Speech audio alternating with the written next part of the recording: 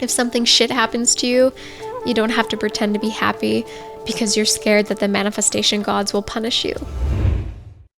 You are the love that you give, not the love that you receive. I saw this cute little quote on an Instagram reel, and I thought, man, I need to make an entire podcast episode on this because there's so much depth in this sentence. Hi, and welcome to the Duality of Life podcast. So beyond grateful that you're here joining me for this one. I am currently in my home country of Canada. I've been living in South Africa for a period of time, and I've got a little different setup right now. I'm also a little bit sick from multiple planes and whatever, so I'm going to be sipping on my little ginger lemon turmeric tea.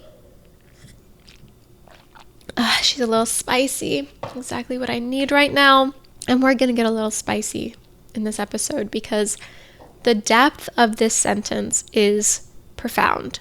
There is so much in this world. As you guys know, I love talking about shame because I think getting out of shame is one of the most beautiful and important things that you can do. And so the world incentivizes shame in so many unique and magnificent ways.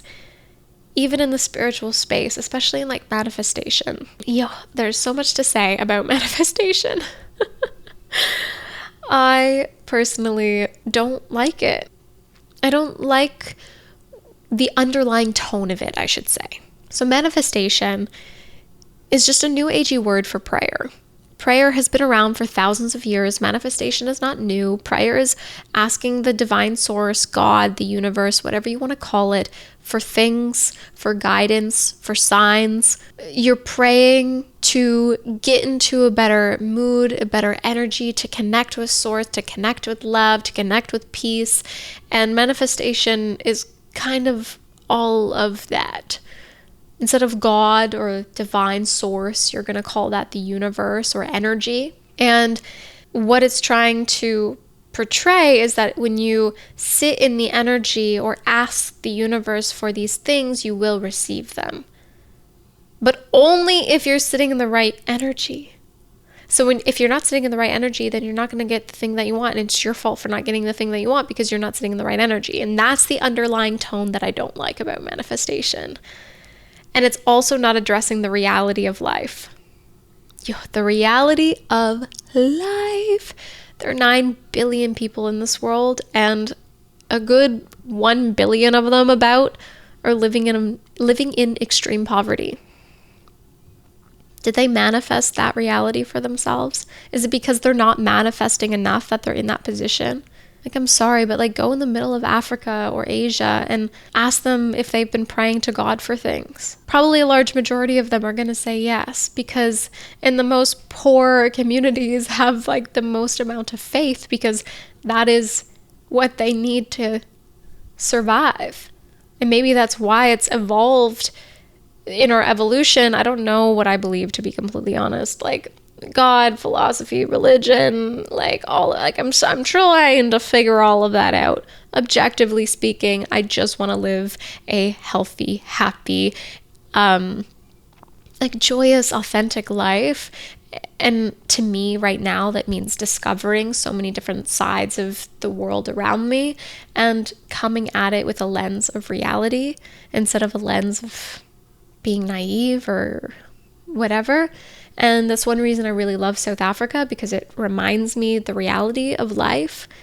Because growing up in Canada, you have the opportunity to go to school. School is free. You go to school, you learn the things, and then you have the opportunity to go to college, and there's, bursaries and grants and things to apply for, which, are a thing in South Africa, don't get me wrong, but some people never go to school because you have to pay for elementary school. You have to pay, most of the world has to pay to go to school. And so a lot of people never go to school. They never learn how to read. They never learn how to write.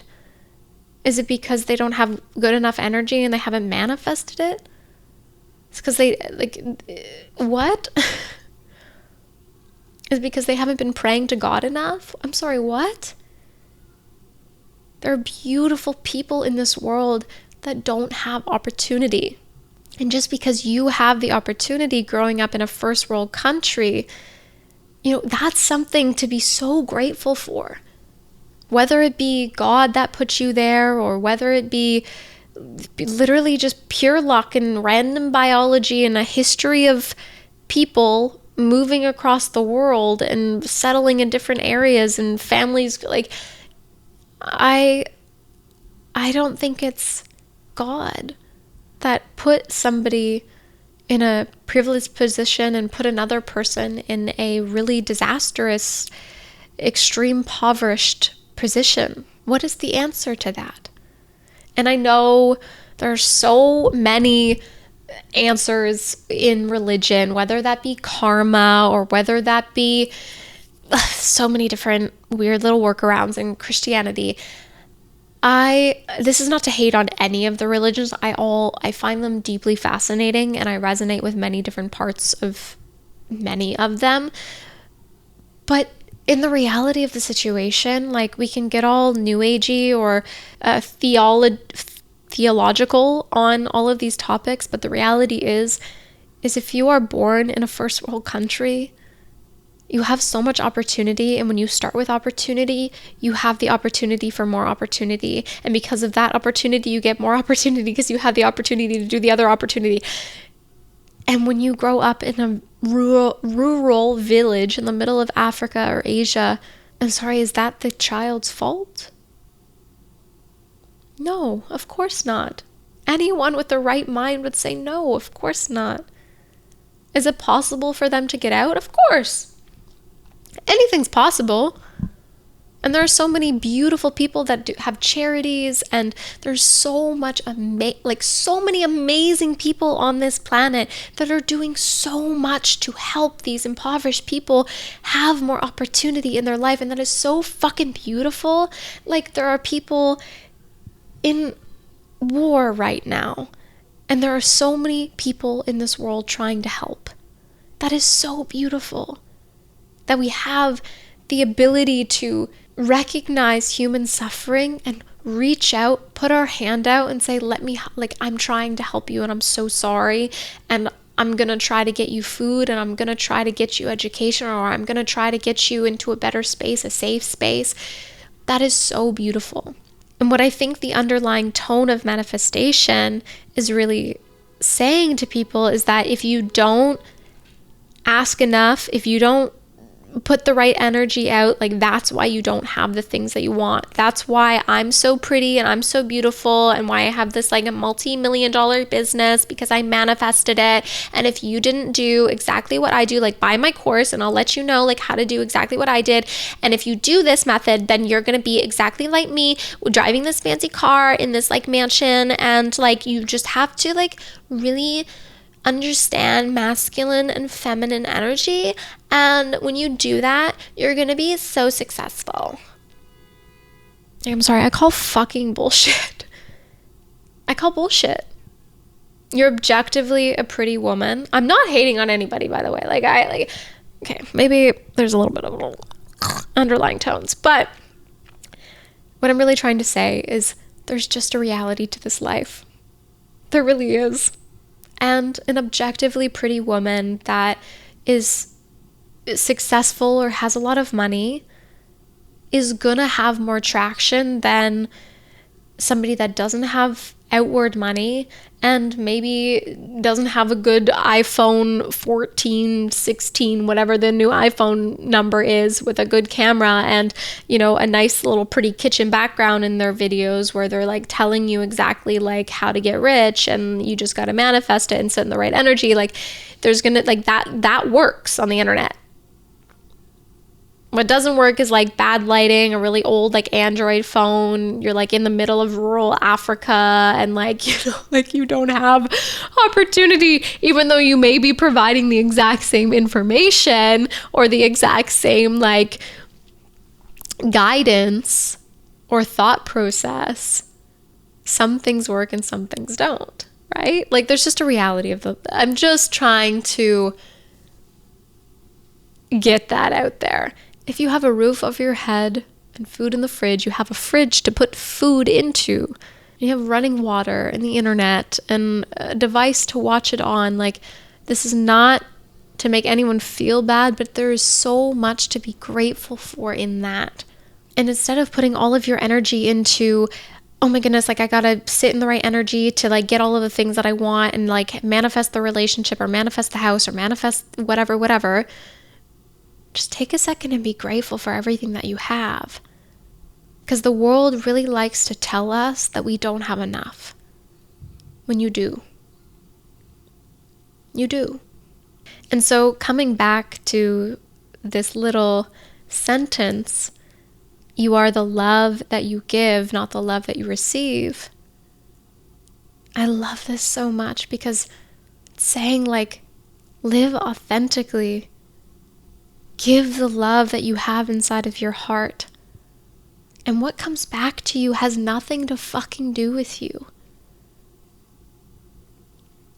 Whether you are broke, whether you are rich, whether you have everything that you've ever desired, or whether you are working towards a life that you want in school or building a business, for instance, I love this so much because the underlying like energy that it's giving is just because you do all of the things to get yourself in a beautiful mind space, to get yourself out of shame, to, build a really joyous energy inside of yourself, doesn't mean that that person is going to love you, or that opportunity, that job opportunity or the business opportunity is going to come to you, or you're going to become this rich billionaire with all of this money and cars and mansion and all, like,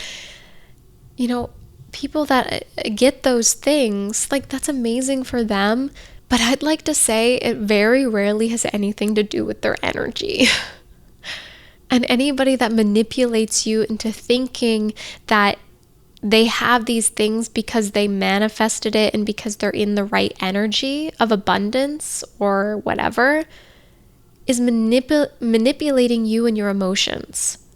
They're pulling at your heartstrings. And I think the people that this works the most on are an anxious attachment style people, because anxious attachment style people naturally sit in more shame and more self-blame. When you have that anxiety, when you have that self-blame inside of yourself, that is shame. When you are blaming yourself for saying the wrong thing or doing the wrong thing or showing up in the wrong way or not being enough or being too much, you are shaming yourself. You need to work on getting out of that so you can give the love that you truly have inside of your heart from a place of purity. Man, I used to hate that word, purity. But really what this means is just not altered. It has nothing to do with fucking sex or like any bullshit. Like I hate that so much when it comes to like shaming women. In this context, what I mean is just not altered. So you're not saying the right thing because you're hoping that it will achieve this outcome. You're not trying to get happy or, be in joy or be in gratitude or say that you're joyful or say that you're, feeling gratitude because you're hoping that saying all of the right things or doing all of the right things will get you the thing that would make you not feel anxious anymore. I think a lot of the time that's what we do. Like I've an anxious attachment style person as well, and I find myself like, kind of leaning out of that a lot more in the last like several months. I think this has to do with many things that I've been addressing in my life, but leaning away from that and feeling a lot more secure. Of course, people can trigger me. Being human means I can feel the broad range of human emotion at any point in time. And some people I'm more avoidant with, some people I'm more anxious with, some people I'm really secure with. And I think that's just life, honestly. Like, it only is a problem when it is a problem. There is no completely healed. If somebody is being, really on again, off again, and they make that switch, of course it's going to trigger you. But you don't have to feel bad about that. That feeling of disappointment or that feeling of, oh, like that's not what I was hoping was going to happen. I was hoping that this person would like me back too, or like this was going really well, and then all of a sudden there was a shift. Like, you didn't say the wrong thing. You didn't do the wrong thing. That person has their own life. That situation has their own entity. And you are your own life. You are your own entity. And learning to see through the bullshit. When you can see through the bullshit of the world, you are less likely to be manipulated, controlled, and profited off of. There's so much bullshit in this world. And recognizing that just because you are putting all of the energy out there, just because somebody is, a good person and happy and joyous and prays to God or is manifesting, doesn't mean that they're in the middle of Africa and it doesn't rain one year and their crops have drought. Like, that's not their fault.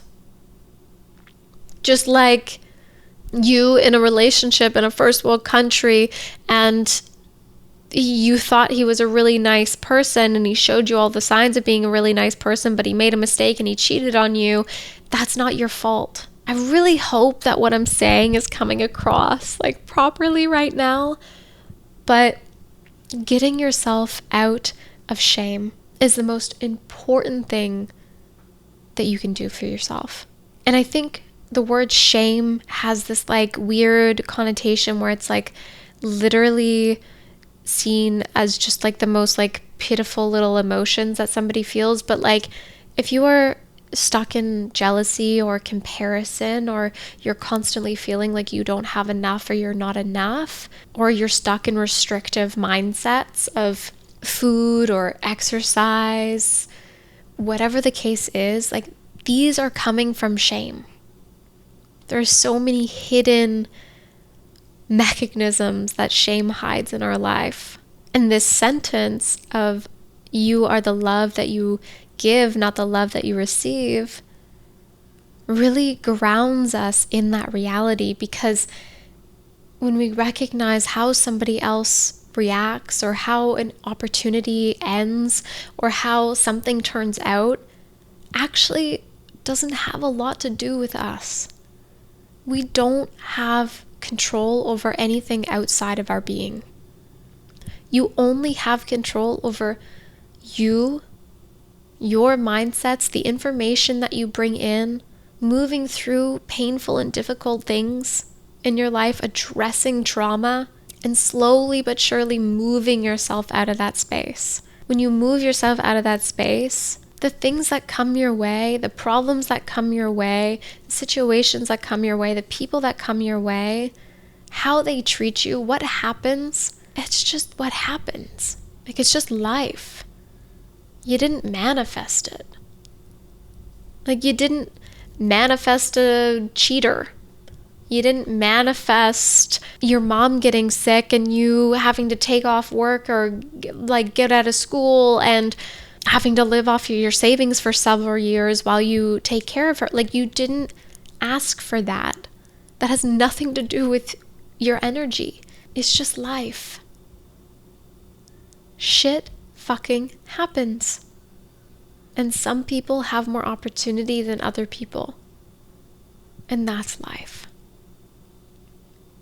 So what I'm really trying to say here is that grounding ourselves in this reality, seeing through the bullshit, can really help us live more joyfully, live more authentically, live more freely, because we're not trying to reach this weird, abstract goal or energy or personhood that the internet or somebody is telling you you should be to get everything that you want, when actually it's just about acceptance. It's about finding peace in self and recognizing that you may not get everything that you want. And that's okay. That's really fine. But being grateful for the stuff that you already have, being grateful for the opportunities that you have, for the opportunities that you had, That's so beautiful. Focusing on how you can accept and let go and be yourself. So although this episode has been a little bit of a random tangent on so many different things, I hope something inside of it resonated with you. And one last note is that we don't have to be happy all of the time. We don't have to be grateful all the time. We don't have to be joyous all of the time. We have the broad range of human emotions available to us at any point in time in our human existence. Accepting that, recognizing that, really feeling into it, makes us not feel ashamed of our negative emotions or our difficult situations or whatever, because we just realize that it's human and it's life. If something shit happens to you, you don't have to pretend to be happy because you're scared that the manifestation gods will punish you. You don't have to pretend to be grateful for something horrible like, your mother getting sick or something like happening to you or happening to your family. You don't have to pretend to be grateful for that situation. Sometimes it's shit, and you're allowed to say that. The manifestation gods are not going to punish you for being in a negative space or being in an angry mood or grumpy mood. No, you're human. Of course, there's opportunity to learn in every single situation. Of course, there's opportunity to grow in every single situation. And I encourage everyone to see that opportunity. But that doesn't mean when it happens, it feels good. It's okay that it doesn't feel good. It's okay. Ignoring those emotions are only going to keep you trapped in them. Pretending you don't feel them is only going to keep you trapped in it. And so many underlying passive-aggressive, minute ways in your life. Addressing and feeling into every single emotion that comes up in our life and letting it go, beautiful. It's how we move through things. We can't move through things if we're ignoring them. And that's why I don't like manifestation, because it makes people think that if you have any sort of negative emotion, you're not going to get the thing that you want. When that's just not reality. You're human. You're going to feel all of the things at all of the times, because that's just life. I'm sending you so much love, and I hope you have a beautiful rest of the day. If you could hit the like and subscribe button, I'd truly appreciate that. And if you'd like a free gift, then email a screenshot of you rating this on Apple or Spotify 5 stars or hitting subscribe on YouTube. Send a screenshot of that to me at dualityoflifepodcast@gmail.com with the subject line free gift, and I will send you a free gift. Sending you so much love, and I'll see you again so very soon. Mwah.